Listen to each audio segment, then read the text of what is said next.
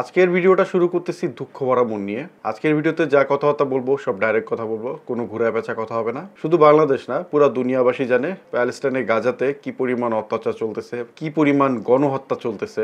আমরা হয়তো প্যালেস্টাইন থেকে অনেক দূরে, আমরা এরকম ভাবে কোনো সাহায্য করতে পারি না, কিন্তু আমাদের যতটুক ক্ষমতা আছে ওটুক দিয়ে তো সাহায্য করার চেষ্টা করতে পারি। আপনাদের মনে আছে কোকাকোলা কিছুদিন আগে নতুন একটা অ্যাড তৈরি করছিল তাদের কোম্পানির জন্য।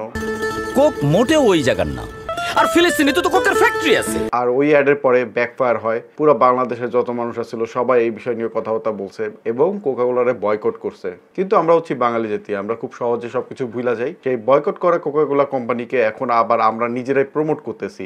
বাংলাদেশের অন্যতম বড় ইউটিউবার RNAR, যদি ভুল না বলে থাকি, রাকিব ভাই, উনি হচ্ছে কোক স্টুডিওর প্রমোশনাল ভিডিও তৈরি করছে।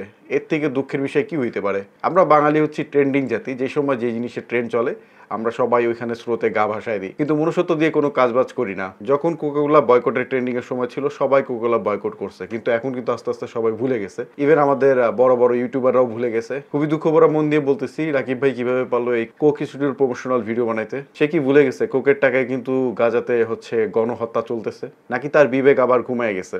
দেখা যাবে কোনো একদিন আমার কাছে টাকার অফার আসবে আর আমি নিজেও কোক স্টুডিওর সাথে কাজ করব। শুধু আমি না, এরকম অনেকেই করবে হয়তো। বিবেক খাটায় মনে হয় কোনোদিন আমরা বাঙালিরা কোনো কাজ করতে পারবো না। তো আজকের ভিডিও এই পর্যন্তই, দেখা হচ্ছে নতুন কোনো ভিডিওতে।